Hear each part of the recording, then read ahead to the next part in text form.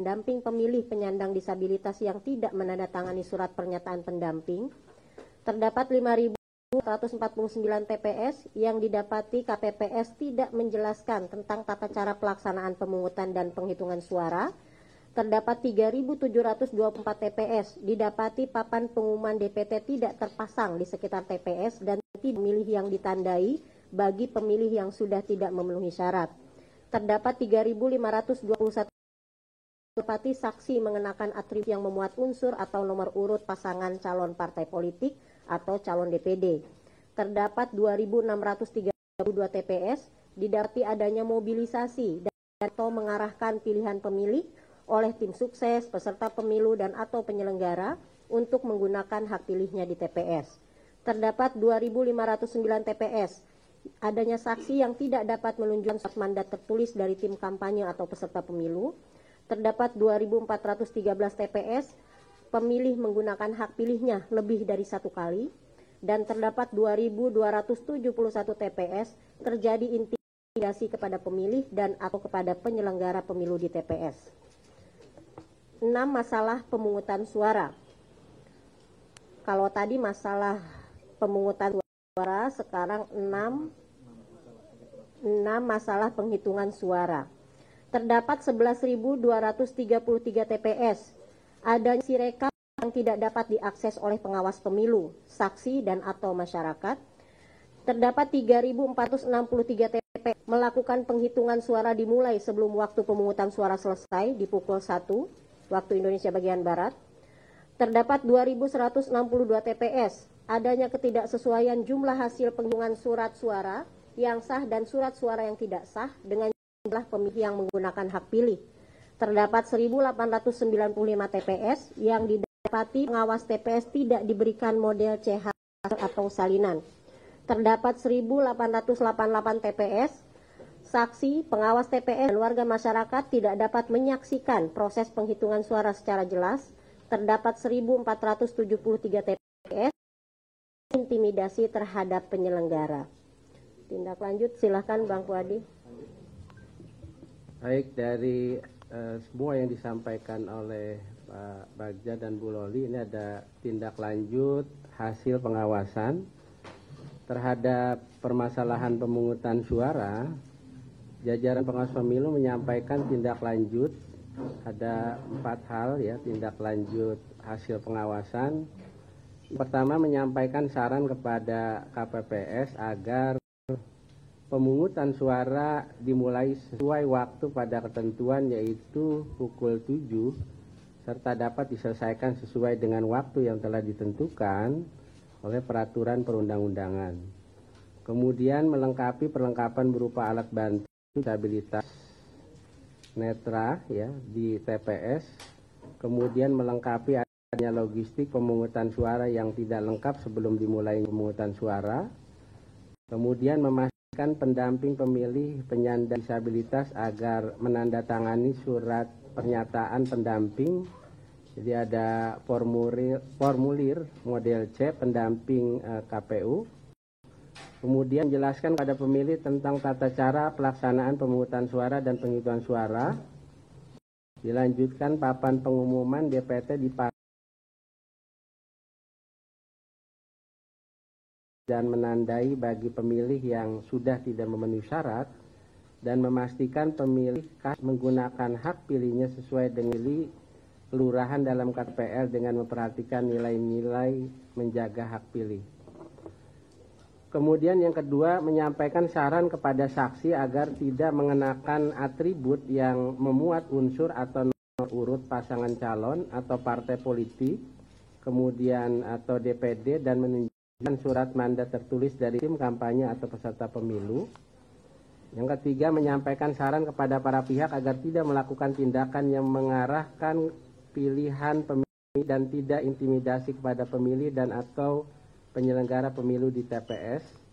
Kemudian yang keempat, lakukan pemeriksaan dan pencatatan melalui menyampaikan kepada pemilu kecamatan untuk memeriksa dan mengkaji dugaan pelanggaran pemilu terhadap pemilih yang menggunakan hak pilih lebih dari satu kali, dan kemudian menghentikan sementara proses pemungutan suara menyampaikan kepada Panwas Kecamatan, kemudian pengawas pemilu kecamatan melalui pleno mengenai surat suara yang tertukar dalam rangka mengeluarkan rekomendasi untuk menyelamatkan suara pemilih.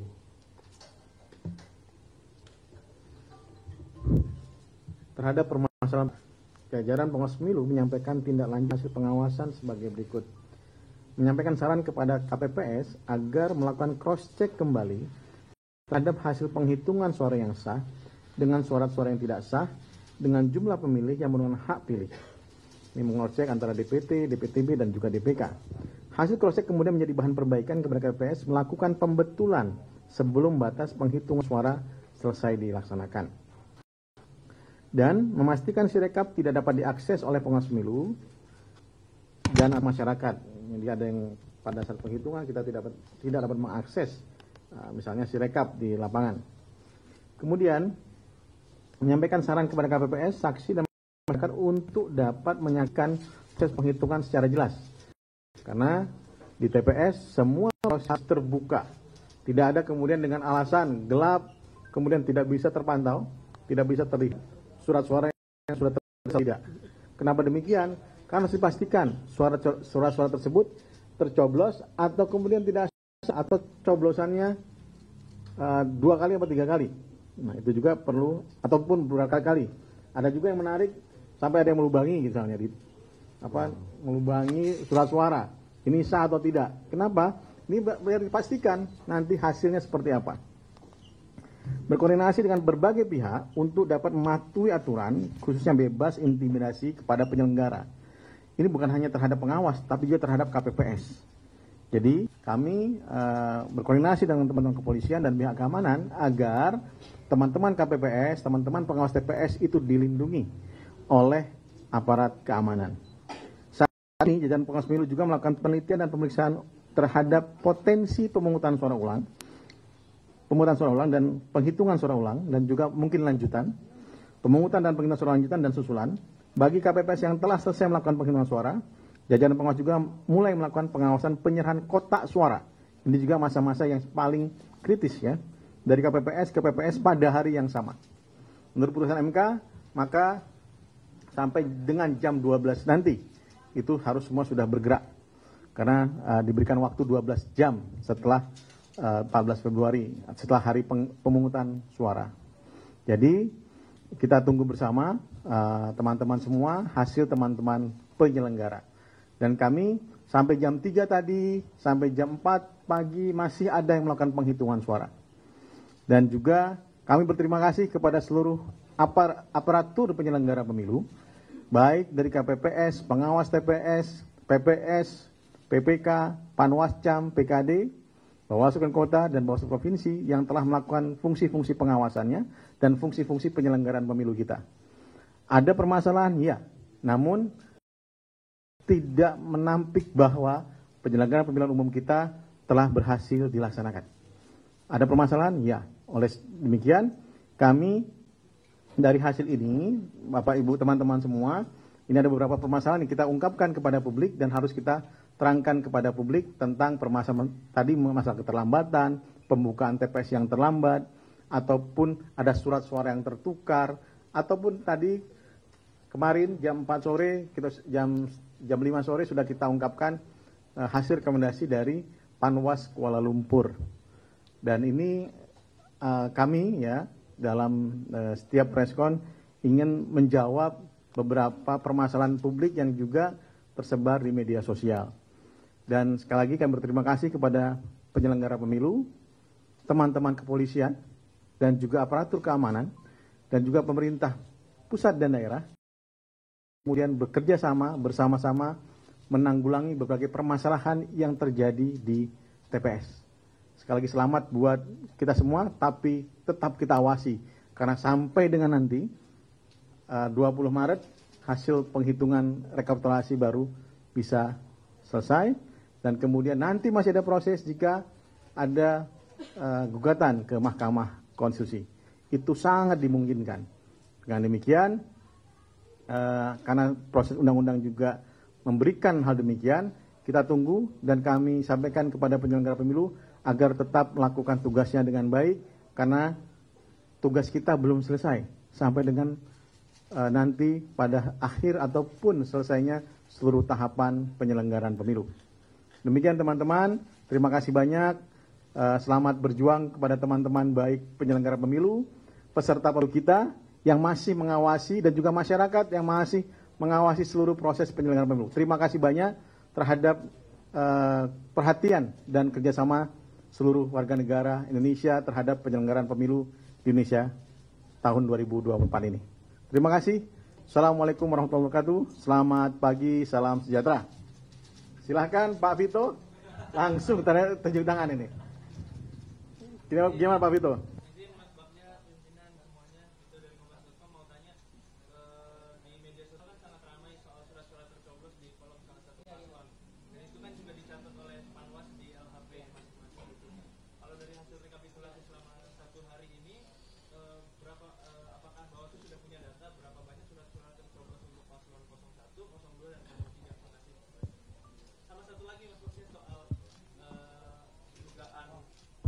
Sama satu lagi Mas Bagja soal banyak juga di Twitter beredar soal pembacaan sirekap yang tidak sesuai dengan hasil C1 yang dalam tanda kutip markup-nya sangat besar, misalnya 117 menjadi 617 dan itu banyak ditemui. Itu menjadi satu masalah dan objek pengawasan Bawaslu atau seperti apa, dan saran perbaikannya ke KPU gimana? Itu Mas Bagja, thank you. Terima kasih Mas Vito. Satu ya jawabnya, nanti kita lupa untuk jawabnya ya. Pertama, sampai sekarang kita belum menjumlahkan ya yang tercoblos berapa, dan ini karena ada juga beberapa hal yang dilihat di media sosial dan tersebar. Untuk nyambung pertanyaan nomor 2, masalah sirekap misalnya, apakah kemudian ini masalah atau tidak? Bahkan ada bahkan ada yang sampai 800.000 atau 80.000, 80.000. Ini data apa gitu kan, nggak mungkin juga. Tapi mungkin salah input atau juga pembacaannya juga bermasalah. Namun harus kami sampaikan bahwa sirekap adalah bukan penentu terhadap rekapitulasi. Penentunya tetap menurut Undang-Undang 7 tahun 2017 adalah manual rekapitulasi. Jadi bukan sirekap. Sirekap alat bantu. Semoga alat bantu ini tidak menjadi permasalahan. Nah, ini sudah kita temukan ya, tapi kita lagi mengkaji untuk permasalahan sirekap. Ada Teloli mungkin bisa dibantu? Iya, terima kasih. Jadi kalau soal jumlah yang diduga sudah tercoblos duluan ke paslon 1, paslon 2, paslon 3 saat ini sedang kami rekap. Tetapi terhadap peristiwa itu sudah dilakukan berbagai upaya, salah satunya adalah dengan menyatakan surat suara tersebut rusak, ya, dan kemudian pemilih diberikan surat suara pengganti. Jadi artinya apa yang dalam konteks ini perlu ditekankan, bahwa upaya menjaga hak pilih tetap menjadi yang kita prioritaskan, di mana kalau ada berbagai dugaan peristiwa di mana surat suara rusak harus segera mendapatkan gantinya. Yang berikutnya perbedaan manual dan sirekap seperti tadi sudah disampaikan Pak Ketua. Dalam konteks ini memang Bawaslu sedang terus mencermati berbagai proses yang dilakukan. Kami mendapatkan informasi juga sampai hari ini sirekap masih dalam kondisi belum bisa diakses ya, karena sedang dalam perbaikan. Tetapi sekali lagi masyarakat harus memahami, publik harus mengetahui bahwa sirekap hanya alat bantu, yang otentik itu saat proses rekapitulasi secara manual berjenjang. Kita akan lalui proses itu dari hari ini 15 Februari sampai tanggal 20 Maret yang berjenjang sampai selesai. Jadi mari kita tunggu sama-sama. Wadi, Pak Herwin? Oh masih, tarik nafas dulu. Silakan. Artinya itu surat-surat tercoblos akan dilakukan penelusuran, itu kan sudah dianggap rusak untuk menjaga hak pilih. Tapi apakah Bawaslu akan melakukan penelusuran tindak pidana pemilunya di dugaan surat-surat tercoblos itu? Ya, dan itu sangat tergantung pertama dari waktu dalam melakukan penyelidikan dan penyidikan, dan juga mencari alat bukti yang ada. Karena kan itu harus ditarik ke belakang lah. Nah itu yang kemudian akan kita lakukan ya. Tapi juga kemudian masyarakat tiba-tiba, oh ini nggak selesai ya, karena satu alat bukti yang kemudian tidak dapat ditemukan dan juga waktu yang sangat terbatas. Karena Undang-Undang Pemilu hanya memberikan waktu kepada kita 7+7 plus kemudian penyidikan 14 hari. Nah, disitulah waktu kami untuk mencari alat bukti beserta kalau kemudian sudah diregister oleh Bawaslu maka akan dilanjutkan ke penyidikan dan polisi pun hanya punya waktu 14 hari. Jadi itu akan sangat tergantung dengan hal tersebut. Karena waktunya sudah lampau dan dia harus dalam kaidah penyelidikan dan penyidikan tentu dia harus melihat berbagai hal yang berkembang pada sebelum waktu kejadian. Kan ditemukannya pada hari H misalnya pada 14 Februari. Sebelum itu pasti ada kejadiannya. Nah itu yang kemudian harus dilakukan oleh teman-teman. Tapi untuk tadi senyampang dengan Teh Loli itu perbaikan terhadap kemurnian suara itu sudah dilakukan. Bahwa surat-suara ini dianggap rusak dan kemudian tetap dan sebelum dilanjutkan, maka kewajiban KPPS dan pengawas TPS adalah memeriksa kembali surat suara yang ada yang belum kemudian diberikan kepada pemilih. Ini untuk menjaga salah satunya jika terjadi hal yang demikian lagi. Demikian. Ada pertanyaan? Ya. Saya Nanda Pak dari kantor berita Reuters. Pertanyaan pertama, dibandingkan pemilu-pemilu sebelumnya berdasarkan temuan Bawaslu, apakah permasalahan atau kecurangan yang terjadi saat ini lebih baik atau lebih buruk, Pak? Yang kedua, sejauh ini apakah sudah ada atau belum adakah temuan kecurangan yang TSM, Pak, terstruktur, sistematif, dan masif? Terima kasih, Pak.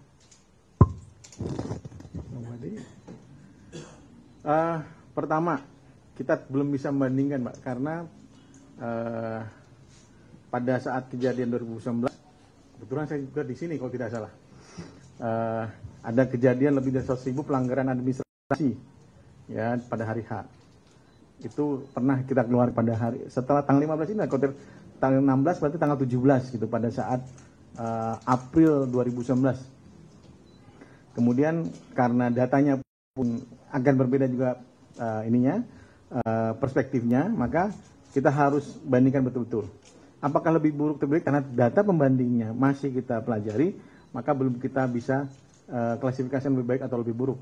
Pertama misalnya kalau kita bandingkan 382 tindak pidana pemilu terjadi pada tahun 2019. Saat sekarang belum bisa kita lakukan itu karena hasil rekapitulasi, pelanggaran administrasi yang kemudian cepat. Misalnya ada perbedaan data yang dipegang oleh KPU, Bawaslu, dan juga saksi, nanti dihitung misalnya pada saat rekapitulasi di tingkat kabupaten kota. Maka kemudian ditemukan, maka Bawaslu ketika ada laporan itu melakukan sidang adjudikasi pelanggaran administrasi untuk mencocokkan data, membandingkan data. Nah itu belum ada pada saat ini dan kita sekarang lagi menunggu rekomendasi dari Panwascam dan Bawaslu Kabupaten Kota dalam pemilihan pemungutan suara susulan ataupun lanjutan. Ya. Apa? Oke. Ada kriteria terhadap TSM, pelanggaran administrasi TSM, terstruktur, sistematis, dan masif. Dan itu harus terpenuhi 50%. Karena datanya belum cukup, maka hal itu juga belum bisa kami jawab. Ya.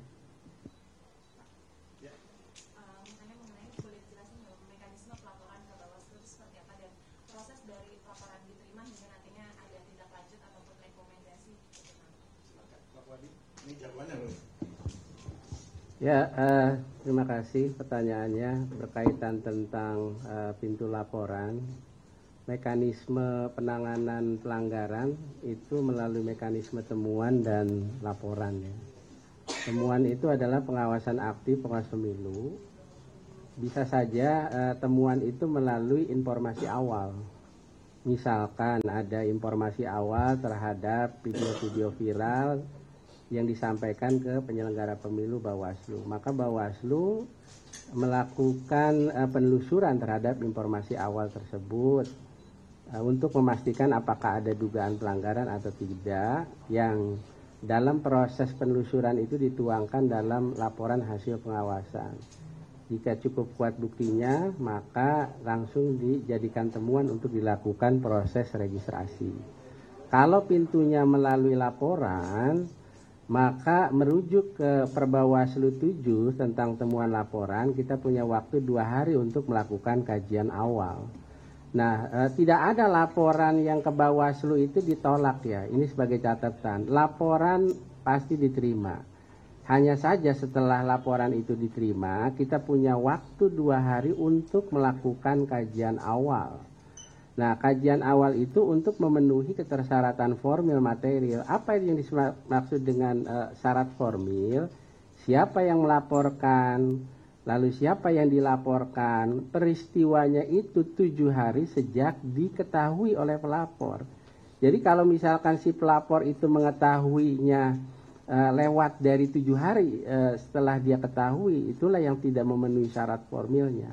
Kemudian syarat material berkaitan tentang uraian kejadian, kemudian bukti dan sebagainya. Nah, itulah yang kemudian materialnya juga dilakukan kajian terhadap analisis kasusnya, kasus posisinya seperti apa. Misalkan dia melaporkan kampanye di luar jadwal terhadap materialnya.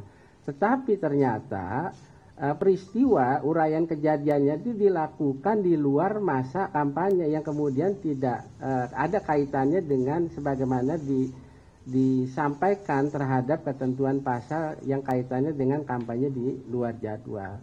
Nah, ini permasalahannya adalah banyak laporan itu yang kemudian tidak memenuhi syarat formil tetapi tidak memenuhi syarat material, akhirnya laporan itu tidak diregistrasi.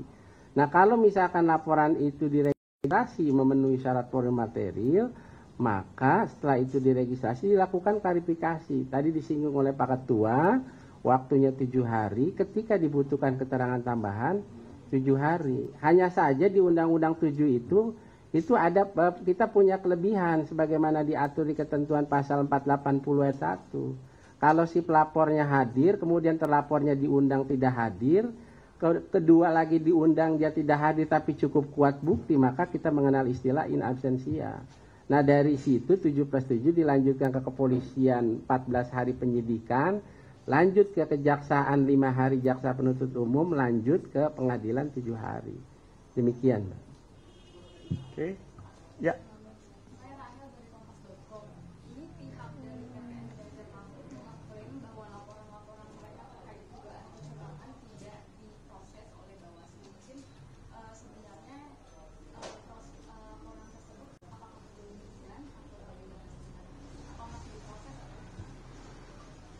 Oke, tadi sudah disampaikan oleh Pak Puadi, kita punya semua diterima, tapi untuk ditindaklanjuti lebih lanjut, maka pertama harus dikaji tadi syarat formil materialnya.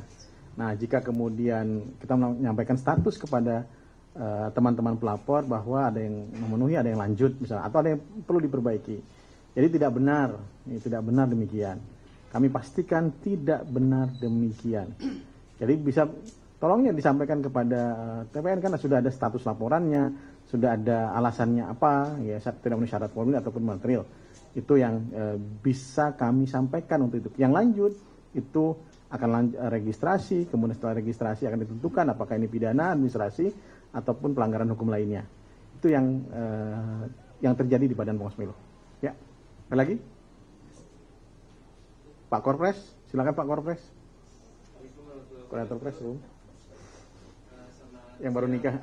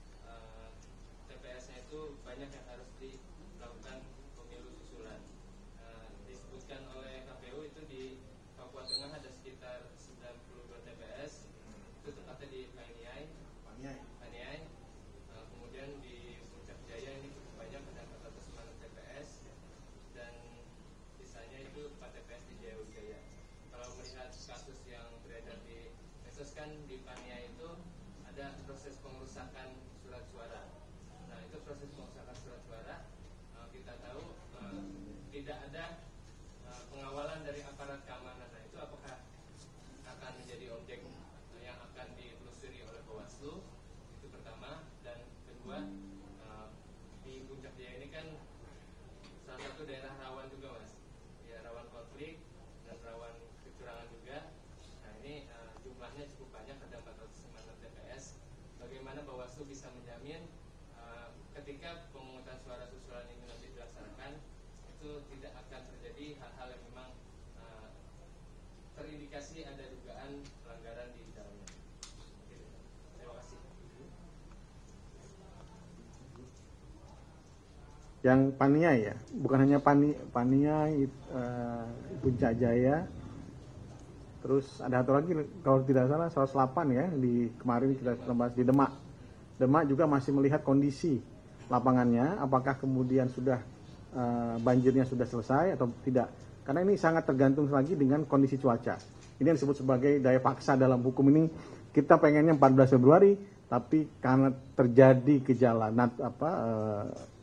alam seperti ini tidak bisa dihindari. Nah, kecuali Paniai dan Puncak Jaya. Ini masalah keamanan. Satu ya. Kalau kami menerima laporan sudah tembak-menembak kalau di Paniai. Ya, jadi kami juga perlu ya menjamin keselamatan teman-teman penyelenggara, bukan hanya pengawas tapi juga KPPS untuk diselamatkan oleh pihak keamanan. Pada saat ini kita sedang melakukan koordinasi dengan Mabes Polri untuk kendali terhadap keadaan Paniai dan Puncak. Karena juga kalau Puncak ini lebih rawan lagi dari Paniai.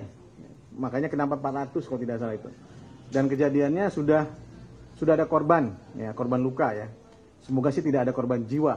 Untuk Puncak kami baru dapat laporannya pagi tadi. Kami belum bisa sampaikan secara detail ke teman-teman karena memang sedang dalam proses dan juga informasi melalui saluran komunikasi kita masih agak terhambat terhadap teman-teman di Puncak. Jadi kalau ketiadaan keamanan kemungkinan saja ya, kita belum tahu ya Mas ya, semoga. Tapi kalau kita lihat beberapa video yang dikirim kepada kami, ada aparat keamanan, ada aparat TNI juga sudah turun untuk kejadian Paniai. Kemudian Puncak juga demikian. Jadi kami terima kasih dan kami minta kepada aparat keamanan, khususnya teman-teman kepolisian dan TNI, agar menjamin keselamatan teman-teman kami. Nah, mengenai jaminan penyelenggaraan nanti jika terjadi pemungutan suara susulan, itu tergantung dari hasil pengamatan dan penilaian teman-teman di tingkat daerah, baik KPU Kabupaten Kota maupun Panwas Kabupaten Kota, yang berdasarkan hasil juga dari laporan-laporan aparat pihak keamanan. Karena kalau kita paksakan juga, tentu akan lagi kejadian lagi.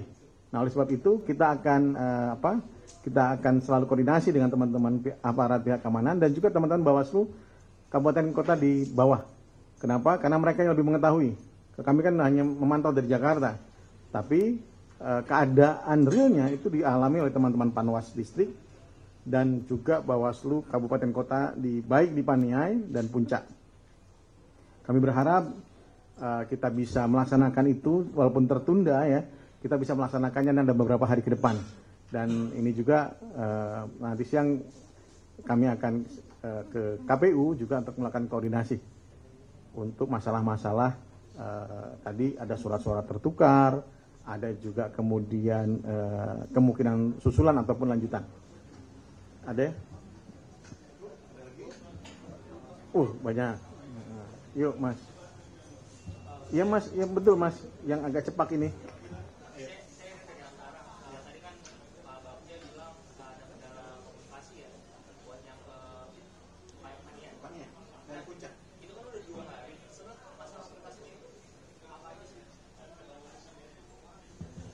Sudah pernah ke Paniai? Nah, sudah pernah ke Puncak? Nah, pertama Puncak Jaya Mas. Kalau saya pernah ke Paniai, saya pernah ke Paniai, Dogiai dan Diai. Jadi kadang-kadang telepon kita ini terganggu Dan juga kalau menyampaikan itu ya hanya teman-teman yang punya kendala, yang punya telepon satelit dan kawan-kawan. Kita nggak punya. Satu, berarti aparat pihak keamanan. Laporannya pun banyak dari aparat pihak keamanan. Dari Bawaslu ada. Dan kan komunikasi kita berjenjang. Dari Bawaslu Kabupaten Kota, Bawaslu Provinsi, baru ke RI. Nah kami sekarang mencoba komunikasi ke bawah juga,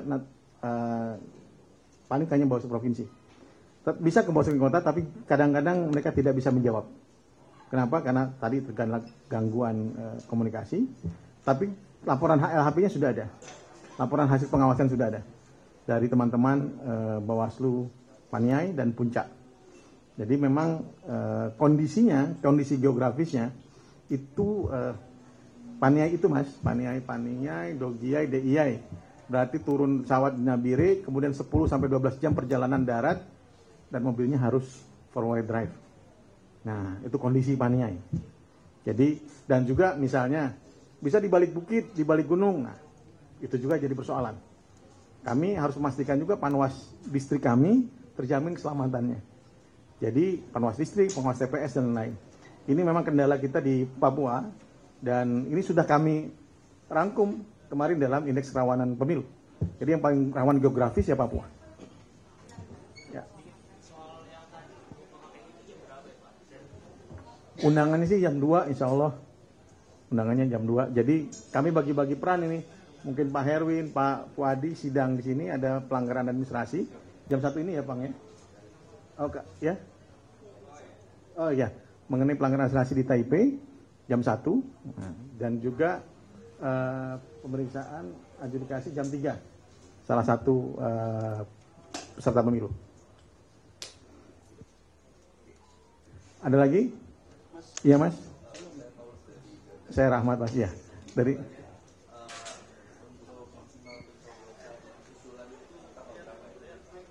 sebentar sampai 10 hari setelah pemungutan suara. Coba dijawab deh. Iya, berdasarkan ketentuan undang-undang, dia diberi bahasan waktu 10 hari sejak tanggal 14. Nah, makanya kita lagi melihat berbagai potensi yang ada. Kan kalau dari data Bawaslu itu, potensi PSU itu berarti ada di 2.413 TPS. Nah, ini yang sedang dalam pencermatan kembali, karena memang kita harus berhati-hati. Waktu yang dimiliki tidak boleh melebihi 10 hari, sebagaimana ketentuan undang-undang.